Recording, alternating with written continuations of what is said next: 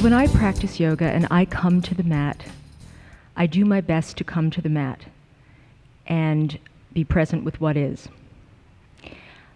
whatever that is. I'm wondering, all of you have very, very advanced practices, and I'm wondering how your actual practice, as practiced, has informed your food choices. In other words, what in the practice of yoga, and I guess, and we'll talk about yamas and niyamas later.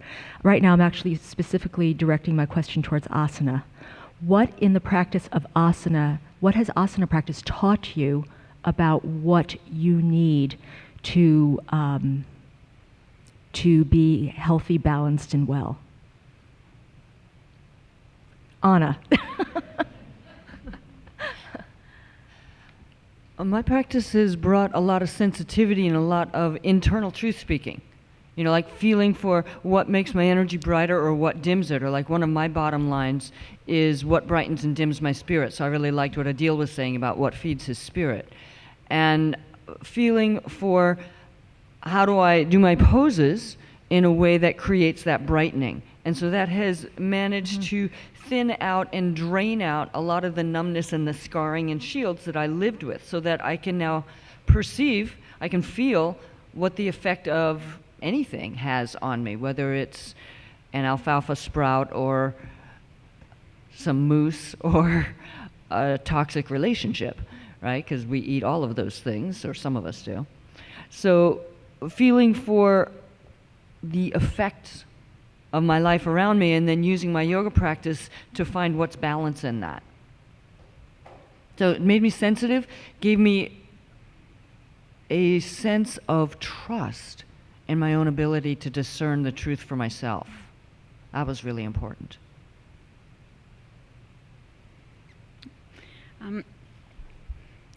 In thinking about that, I'm kind of being propelled back to an earlier stage in my yoga practice when I would practice, and before I really understood the mind-body connection, and a lot of emotions would come up.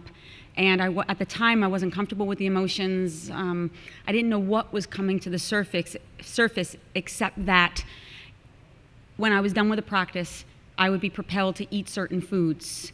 And I look back at it now and realize that I was using foods as a way to anesthetize or numb myself and disconnect from the emotions that were arising from the release of tension. And it really inspired in me the need to have to look at the certain foods I was drawn to. I grew up in a Polish Jewish family also, and I would get these weird cravings for pierogies, and with fried onions. And anyway, and I would realize that when that would come up, it was also in direct correlation to me feeling lonely or homesick or wanting some sort of comfort and support. And so my yoga practice was very confrontive that way, because the emotions would come up to the surface, and it was this idea, it's not what you're eating, but what's eating you that's really important. And the practice had to become about self-reflection and recognition of some of the traumas that were within my body, and the need to have to stand in the presence of the discomfort rather than using food or other substances as a way to disconnect. So when you ask that question, that's what I think about. That doesn't come up for me now. Although I'm still sensitive, if after a practice I am drawn to a certain food, it's still in my mind. I think, that's interesting, why? Did something come up that I wasn't conscious of, and do I need to check in with that before I, eat? And just a quick question, when you are drawn to a certain food, is it a certain food that you typically have in your diet? No. No. So it's a food that's outside of your diet? Absolutely. Normally it's going to be a food of my childhood. That seems to be the draw. That's the safest, most comfortable, and well-protected time in my life on one hand. And there's a very strong association. And I understand eating disorders, and I not that I've ever had one, but I understand it. I also understand drug addiction and alcoholism. I can understand that when these emotions come up and you are that uncomfortable and don't have the tools to deal with those feelings, that drugs, alcohol, and food become an absolutely, it becomes almost survival. Yes. And the yoga practice can be unbelievably uncomfortable without very good support. Anna's a perfect example of a teacher who helps to support through trauma, of helping the student be guided through so that they can learn the language to deal with the emotions that need to arise, and also honor the impulse to want to turn towards substances like food in order to disconnect. It seems like a natural connection when people start to get into their bodies. It can be a scary place to live, and food can become one of the places to survive. Unfortunately, it can kill us, especially like me, if you're turning to Count Chocula and Wonder Bread and, not that, but that would be where suddenly it's like Haagen-Dazs. And again, foods that bring me comfort. Mm-hmm. We just completed a class on food for 2 hours. And I raised a principle which I think helps with this question. And that principle is a body that is in balance craves that which keeps it in balance. A body that is in balance craves that which keeps it in balance. A body that is out of balance craves that which takes it further from balance. A body that is in balance craves that which keeps it in balance. A body that is out of balance craves that which takes it further from balance. Mm-hmm.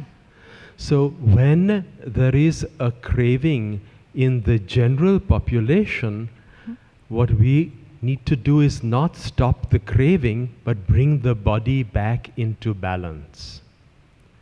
There comes the use of the practice of asana, which is very different from the practice of yoga. We keep saying practice yoga, but most of us don't practice yoga. We practice asana. Yoga is the connection between you and your spirit, which is a whole different practice. But the practice of asana helps me, as Sean pointed out, become aware of what's going on in me. The awareness is the first step towards the recognition of imbalance. If I know how to practice to bring my doshas back into balance, if I'm a pitta, I do a more passive practice. If I'm a kapha, I do a more active practice. If I'm a vata, I do a more grounding practice. If I know how to do the practice to bring myself back into balance, then my practice informs me of what I should eat. Now, even though I said that I stopped being a vegetarian a long time ago, I don't crave meat, except on very rare occasions when I've flown a lot. Mm-hmm. If I'm flying a lot, there is an urge for some little meat to just ground me. At home, we almost never eat meat. We love a good vegetarian meal, especially with lentils, which was like, but with lots of Indian lentils, which are really made in a way where you can break down the lentil using curcumin, using turmeric. There are different formula. You can't just take some food that has been used in a culture for thousands of years a certain way, take one of the ingredients and plop it into another culture and expect it to work. They have to be made in traditional ways, then they don't affect us adversely. And if I do that, then I have no urge for meat. But sometimes I just don't have the time for it. And then my practice informs me, you need to be more grounded. Eat something heavy. Huh? You're too flighty. Eat something heavy. Mm-hmm. Or the opposite. So the practice informs the decisions.